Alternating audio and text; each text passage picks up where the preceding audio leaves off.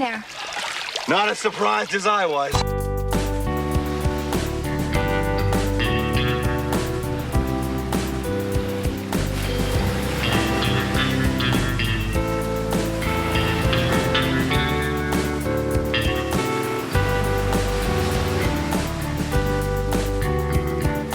Baywatch Podcast. The loving and friendly Baywatching Podcast.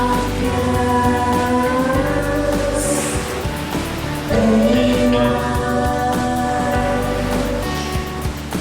Podcast. The loving and friendly Baywatching Podcast. It's basically running down the beach in a bathing suit with beautiful women, saving lives in the ocean. Hello there, welcome back to the Baywatching Podcast. I'm Jeremiah Toggle Light, hashtag Dirt of the Day, critic of bygone TV shows for the print version of Gawker. We're back for episode 4, Money Honey, and I'm here with my honey, co-host. Janet Von Etten. There's an episode of Baywatching Nights where if you pause it just right, you can see me in the background. I thought you were like an assistant to the assistant director. I think somewhere in season 1, like one of the episodes with Mitch fighting, there's like a vampire and he's fighting it, and I didn't fight it, but I'm like in the background at the bar. There's a bar. That tracks. And I'm in the background. I could see that. Yeah. Yeah. Mm-hmm. Well, let's head to the Bay with our Baywatching buddies, Jeremiah. How are you feeling today? Janet, we are 4 episodes deep into our podcast, and we're just blessed and graced and blessed and fortunate with the most beautiful Baywatching community, all you little hashtag Baywatch buddies out there. The love and support from you, the Baywatch buddies, is unparalleled. Thank you so much. Thank you all so much. It's the second most important relationship of my life. Yes. Thank you all so much from the bottom of our hearts. We're growing up as a podcast. We're growing as Spelunkers. I mean, we really are achieving the peaks of our lives here, Jeremiah. Yes, we are. The peaks of our dreams deep below the earth. I wouldn't want to be doing this with anyone else other than my lovely co-host. I mean, we've just been developing this loving and healthy parasocial relationship with our audience, and we've been developing our own personal relationship, too. I mean, as Spelunkers and podcast hosts alike. That's right, Bay Buddies. Next week, Jeremiah and I will be heading off for the Spelunkers Spelunk, which apparently was part of my contract when I signed on to do all of this. It's an annual charity event that is held 5 times a year. Experienced Spelunkers go on extreme spelunks with only one partner. The longer the spelunk lasts, the more money is raised. So to put it another way, Bay Buddies, you'll be getting the next few episodes of the podcast from deep within the Krubera Cave in Abkhazia. Abkhazia. Oh. Yeah! It's a big one. I don't know how to say it. Jeremiah, you know it. I love when you say it like that. I don't know how else to say it.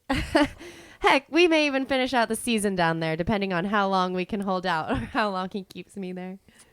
Well, I'll keep you there as long as you like. You're right, Janet. It's sort of a contest. So we'll see how long we're going down there.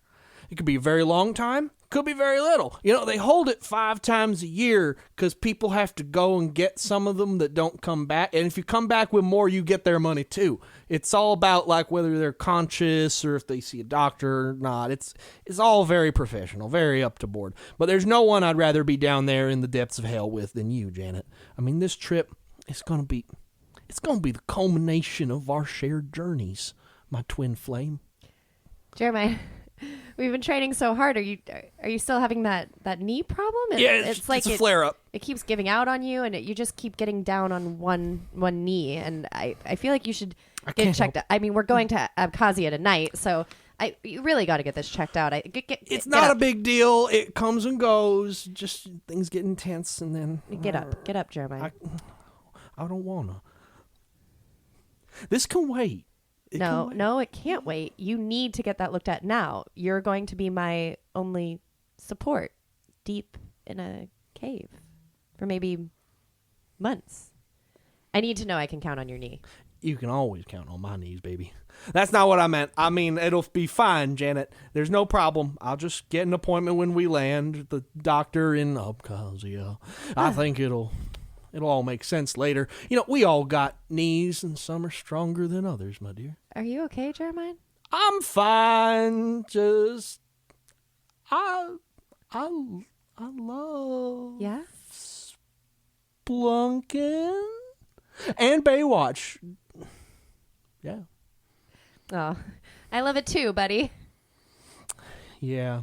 Well, let's get into the water. But first, I want to let everyone in on some good news. We just received word from iHeart Podcast, like literally right now in real time, that we are going to be with you guys until at least season 11 of the Baywatching podcast. That's right. Our contract's been extended, and the lawyers are just ironing out all the details like wrinkles in hotel sheets. But they say that we'll have no trouble bagging the right deal. I hope they get us a better one than they did for me on this contract. So who knows what wonders we will have in store for you, our audience that we love so much. We might do the spin-offs. We might do the movie. I mean, we've got years of this ahead of us, right, Jeremiah? Literally a decade. It's in the first contract. It also like, you know that you got to be in the same room. Otherwise, it's like we're talking in telephone. You can't, social cues and body language. That's what the producers said too when It's about chemistry. Work from home with my other jobs that I stream live. Oh, before we get into our futures, Janet, our big and elaborate careers, let's hear from one of our fine sponsors who keep this lovely parasol. Before we get into our futures, Janet, our long and storied careers ahead of us for years to come, let's hear from one of our fine sponsors who keep this lovingly parasocial relationship alive. The law offices of Pond and Rivers. Now, they happen to be the firm that represents our podcast, so we can vouch for them as well, because they're the lawyers to the only Baywatching podcast that has ever existed. Anyway, here's them vouching for themselves. You don't want to hear it from me. If you have been the victim of an accident or malpractice due to dehydration related to water conspiracy snake oil salesman that resulted in serious injury, call the law offices of Rivers, Pond, and Rivers. You may be entitled to money. Did a defective rib cause you serious illness? Did dehydration supplements leave you severely dehydrated? Were you misdiagnosed by a strange guru and almost killed? The law offices of Rivers, Pond, and Rivers concentrate in personal injury and malpractice due to anti-water grifters. There is no legal fee unless we recover money for you. Call us today at 1-800-PONDRIV. That's 1-800-POND-RIV. The law offices of Rivers, Pond, and Rivers. I will tell you, they are very good lawyers. They took mine for a real ride when I tried to get out of this contract. But okay, let's really get in deep into the water here. I wanted to again mention that we are very aware of the montages in each episode. Like very, very, very aware for anyone who didn't hear it the first time. Couldn't be more aware. We love to just analyze them for fun while we spelunk or even just here around the office. We meant to mention last week's, but the show was just so jam-packed. Here's what we thought of it. Again, it was in a major key, and it seemed to provide a nice break from the complexities of the narrative. I found that it seemed to represent society's internal, some may even say carnal need to have lyric and song accompanied by video footage. Yeah, in what we call a montage. Sorry. It's very meta. I learned that word this week. It makes you wonder, what does that really say about society. Damn it, Janet, you're so right. You got just spouting gold from your mouth like you got King Midas in your colon. You are so right about that. Just, wow. If I could just open up the back of your skull and see what's inside that head of yours and learn all those beautiful thoughts you think, well, I think I would have thought it through better when I started that sentence. But yeah, montages have been thoroughly analyzed and mentioned. So let's dive deeper into the water of the episode, because we got a flight to Abkhazia to make. You like it when I speak Abkhazian to you? You know, Jeremiah, I gotta say, after these last couple weeks of recording this podcast, I just have never met anyone who really saw me for my intelligence and the big beautiful brain that's behind this big beautiful face. It's very big. It's across the whole room. It's so big you can see it from across the room. Is what I mean. Beautiful smile and eyeball. I mean, thanks, Jeremiah. It's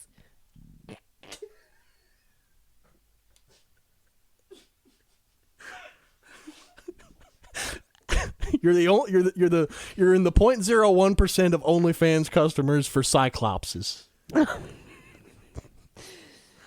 And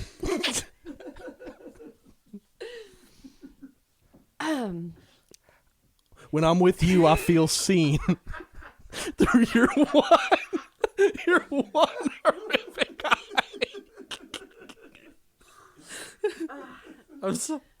I think maybe on my OnlyFans channel this week I might just read or something, because you make me feel so smart.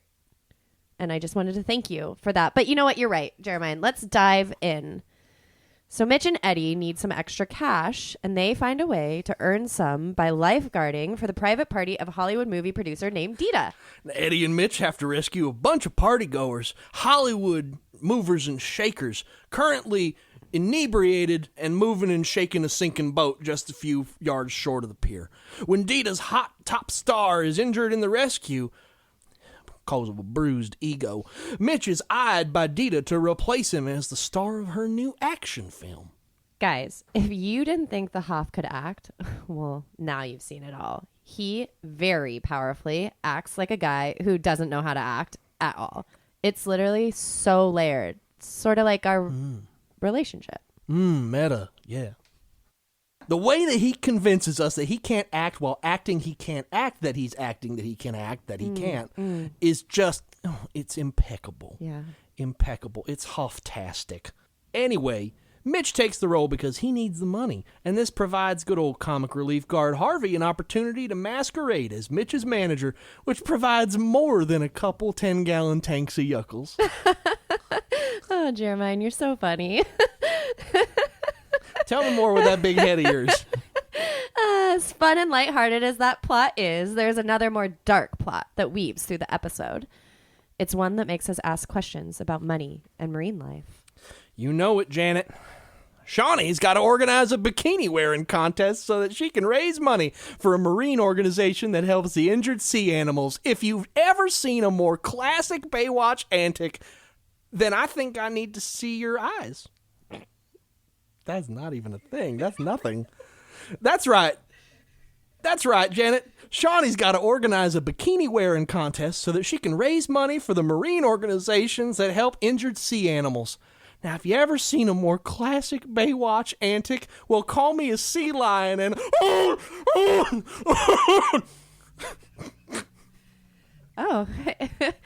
Yep. All right. Okay. I don't know how to recover from that. Yes, there isn't enough money to keep the org open, so Shawnee enlists comic relief guard Harvey to help run the contest. Hilarity ensues when comic relief guard Harvey actually enters the contest by wearing that bikini himself. Now that's a man who looks fine in a two-piece, only second to yours truly. You stole my line. Oh. I guess I'm reading yours then.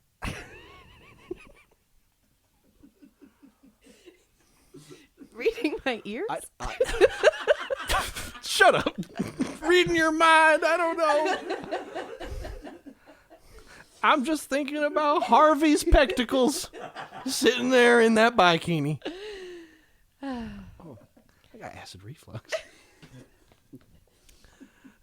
Then at the end of the sode, after the bikini contest, there's still not enough money to keep the org open. They are literally $20,000 short still. Steep money there. Unfortunately, Mitch also lost the role in the film, not because he can't act, but because Mitch is just the most honorable man on the Santa Monica Pier. He truly is, like, so hot, so honorable. He refuses the sexual advances of movie producer Dita, and she threatens to destroy his acting career. Been there, Hoff. I mean, how do you think I landed this job? But there is a Mitch hitch. Comic relief guard Harvey got Mitch to sign a play. Comic relief. You got this, Janet. I've never understood. You put that big brain and huge cyclopean eye. Where did the cyclopean eye come from? Did I say that? His character is just one eye. I don't know. That's why you were on Baywatch Nights. It's true. I can only see with one eye. Cyclops representation makes you feel seen in only one way. But there is a Mitch hitch. Comic relief guard Harvey got Mitch to sign a pay or play contract. I know those too well. And I've done those several times. You know, Mitch Hitch was the guy I used to buy my crampons with until he went to Abkhazia.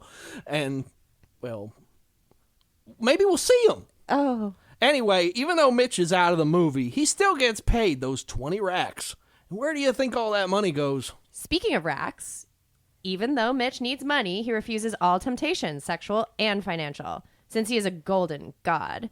And he gives the money to the org, closing out our episode in a real tearjerker. You know, I'm almost in tears thinking about how far we've come, Janet. That's true, Jeremiah. We built a podcast that has a healthy and loving parasocial relationship with all of you Baywatching buddies out there. We've examined the show with a fine-toothed comb as we maintain our incredible bodies at peak performance so that we can win the Spelunker's Spelunk together. And that way I can finally help us bring our relationship to its zenith deep in the caves of Krobera. Yeah, I do hope we win lots of money for charity. Our flight leaves tonight, Baywatch buddies, but never you fear, forever and always, we'll always be there. Just that for the foreseeable future, we'll be coming to you from the depths of a cave. Depths of hell. And can't... Cave. Right. I can't wait to get down there with you, Jeremiah, and to start parasocially loving all these Baywatch buddies from deep, deep inside the earth. We love you all so much, and we'll see you next week for episode 5 of the Baywatching podcast. Don't forget to watch this episode and follow us on the Instagrams and Twitters. And OnlyFans. Yes, that too. And if you give us a review, we still have a few of those. There's a Monster in the Water t-shirts ready to ship your way. Actually, Jeremiah, you know, I've got this new thing on my OnlyFans. It's actually dropping tonight. I've been wearing one of those shirts, like just the shirt. Just shirt. Yeah, and I get it a little wet. Gosh. Yeah, just slowly at first. Let's just ask Guillermo Gates and Peter Smith, who just received theirs through the post, how much they enjoy it. I got to remind you, this is not. I actually think I recognize their names from my viewership. They're not getting the shirt, are they? Oh, would you? How much? What's the shirt like? How like you need that shirt? You want an extra? I've got plenty. Oh, how much? How many you want for the shirt? Well, I mean, 100? No, 150? 200? 250? I got talking about 300, 350. Keep going. I'm gonna go with about 35, 45, 45, 45, 500, 550, 570, 575, 585, 89, 590. And sold to the man in the miner's cap. Tune in next time. I'm sorry. That's yours. I'm sorry. Have you guys heard about water? Guys, I do have to talk to you about something. Baywatch. I think I heard a little bit about it. No, wait. Like, I got this crazy phone call the other day, and this guy, it sounded like he was on a payphone by, like, a bus stop. And he was talking about water and, like, how it's all, I don't even really think I understood it. But now, what's weird is now I've been afraid to drink water since. I've strictly been drinking red wine, which isn't that new. Huh. Is good for the heart. Yeah. Anyways,